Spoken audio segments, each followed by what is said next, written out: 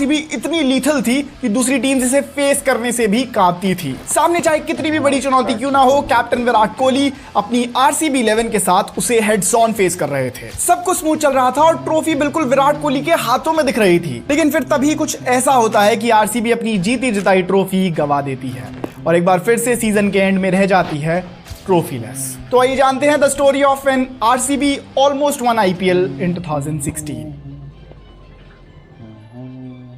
2016 के सीजन में आरसीबी की स्क्वाड इतनी क्रेजी थी कि हर तरफ किलर्स भरे हुए थे। बैटिंग लाइनअप ऐसा कि अच्छे अच्छे बॉलर्स के पसीने छूट जाएं। सबसे पहले था एक deadly trio, Chris Gayle, Virat Kohli और एबी डिविलियर्स। फिर थे यंग गन केएल राहुल और एक्सपीरियंस्ड ऑस्ट्रेलियन शेन वॉटसन। वैसे वॉटसन के अलावा टीम में एक और ऑस्ट्रेलियन बैट्समैन था जो वैसे तो ज्यादातर मैचेस नहीं खेला और ज्यादातर बेंच पर ही रहा, पर यह नाम आपने जरूर सुना होगा, ट्रेविस हेड।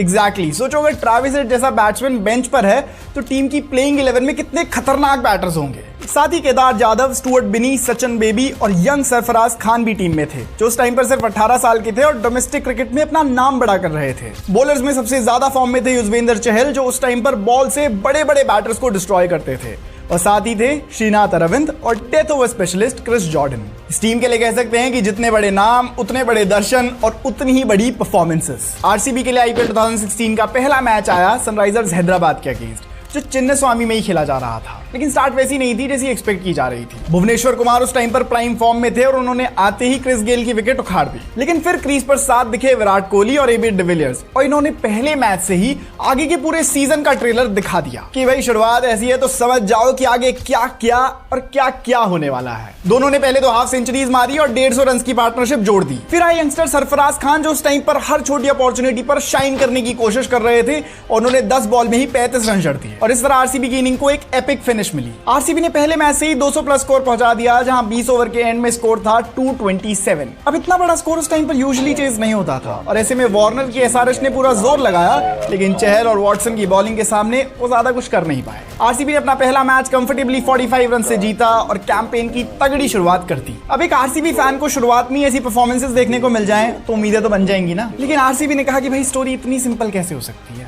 अगले मैच से ही ऐसे ऐसे ट्विस्ट आने शुरू होते हैं कि आरसीबी के फैंस पूरे सीजन में ही बिल्कुल एज पे रहते हैं। आरसीबी के साथ इस सीजन में आगे क्या क्या ट्विस्ट हुए वो तो मैं आपको बताऊंगा, लेकिन उसके पहले आपको बताता हूं इस धमाकेदार क्विज के बारे में, जिसमें पार्ट लेकर आप जान सकते हो कि कौन सा आईपीएल प्लेयर तुम्हारा स्टाइल मैच करता है और उसी के साथ जीत सकते हो एक साइंड बैट। परिमैच स्पोर्ट्स आपके लिए शानदार क्विज लाया है, जिसमें पार्ट लेकर आप जीत सकते हो एक साइंड बैट। परिमैच स्पोर्ट्स का मंत्र सिंपल है, चैंपियन से इंस्पायर होना, लिमिट्स को पुश करना और बोल्ड चैलेंजेस को एम्ब्रेस करना। लेकिन ध्यान रहे कॉन्टेस्ट लिमिटेड टाइम के लिए है, तो देर मत करो, पिन कमेंट पे जाओ, क्विज लो और एक साइंड बैट जीतने का मौका पाओ। पहली जीत के बाद अगले जो 2 मैचेस आए दिल्ली और मुंबई इंडियंस के अगेंस्ट, उन्हें आरसीबी हार गई। दोनों मैचेस में फाइटिंग टोटल्स बनाने के बावजूद आरसीबी इन मैचेस को जीत नहीं पाई। लेकिन इन दोनों मैचेस में एक पॉजिटिव पॉइंट था कि आरसीबी के टॉप 4 बैटर्स में से 3 तो परफॉर्म कर ही रहे थे।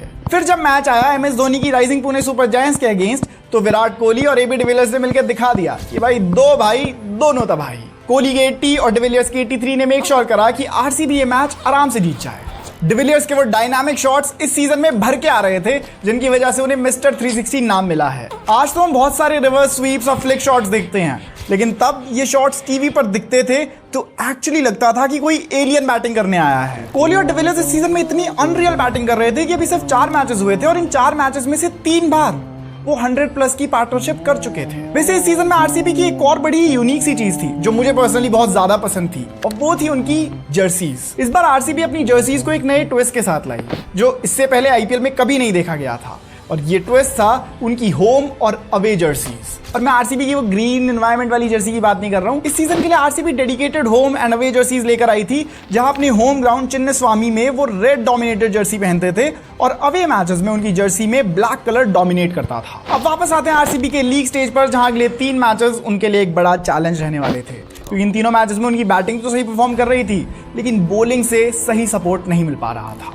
इन 3 मैचेस में आरसीबी का जो बैट्समैन टीम के लिए सबसे ज्यादा जान लगा रहा था, वो इस डेडली ट्रायो से नहीं था, बल्कि वो थे mister dependable KL Rahul. KL Rahul आज तो बहुत बड़े प्लेयर हैं और अपनी कंसिस्टेंसी के लिए जाने जाते हैं, लेकिन तब चीजें थोड़ी अलग थी। राहुल ऑलरेडी आईपीएल में 3 सीजन्स बिता चुके थे और इन 3 सीजन्स में उन्होंने इतनी फॉरगेटेबल परफॉर्मेंसेस दी थी कि ऑडियंस को पता ही नहीं था कि यार ये प्लेयर कौन है।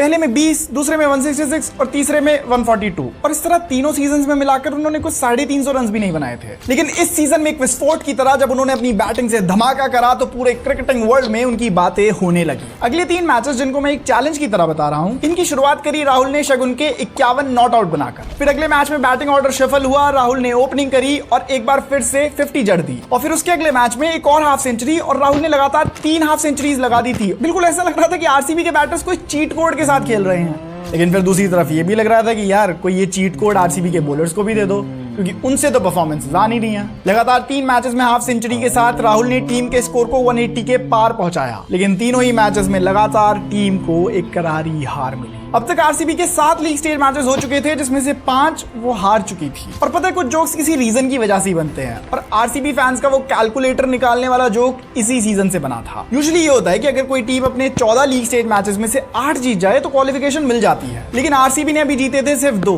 तो अगले 7 लीग स्टेज मैचेस में से उनको क्वालिफाई करने के लिए 6 मैचेस जीतने थे। 7 मैचेस में से 6 matches Jeet. This was a big task. लेकिन आरसीबी ने अगले 7 मैचेस में पूरी जान लगा दी। जान क्या, पूरी आग लगा दी। अगले मैच में एक बार फिर आए विराट कोहली के सामने उनके बड़े भाई एमएस धोनी, और एक बार फिर कोहली की आरसीबी ने धोनी की सुपर जायंट्स को हरा दिया। इस मैच में अपने होम क्राउड के सामने कोहली ने स्टेप अप करा और जड़ दिया एक शतक। Not out 108। टीम में सेल्फ बिलीफ वापस आ रहा था। दिख रहा था कि कैप्टन कोहली पूरी जान लगा रहे हैं। अब तक इस सीजन में कोहली ऑलरेडी 2 सेंचुरीज लगा चुके थे और वो ऑलरेडी अपनी पीक परफॉर्मेंस दे रहे थे। लेकिन जैसे जैसे सीजन और आगे बढ़ता है उनकी परफॉर्मेंस की पीक और ऊपर उठती जाती है। अगला मैच था पंजाब के अगेंस्ट, जिसमें डिविलियर्स और राहुल चले और स्कोर पहुंचा दिया 175 तक। बॉल से वॉटसन ने कमाल दिखाया और एक अटैकिंग पंजाब टीम को रोक दिया गया और आरसीबी ने मैच जीता सिर्फ 1 रन से। आरसीबी वापस ट्रैक पर आ ही रहा था कि अगले मैच में पंगा हुआ मुंबई इंडियंस से।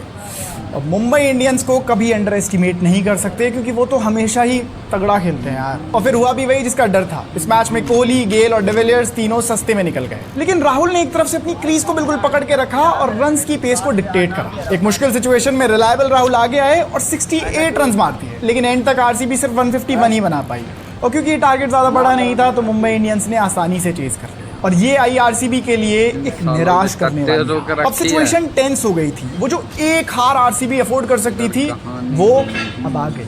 आरसीबी अपना वो मैच जो हार सकती थी वो हार गई, और अब उनके क्वालिफाई करने के चांसेस रियलिस्टिकली खत्म होते दिख रहे थे।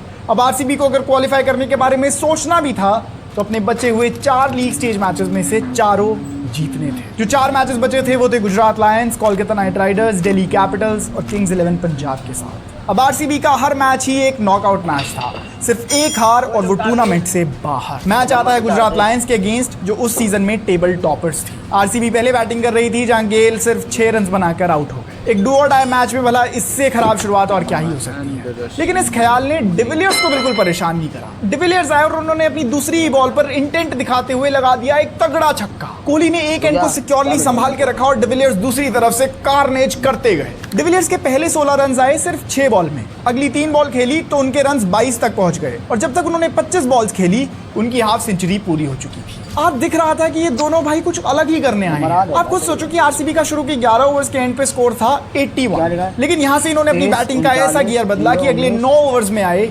167 रन, जहां 18वें और 19वें ओवर में 30 रन आए थे, और इस तरह 20 ओवर के एंड में आरसीबी का टोटल पहुंच गया था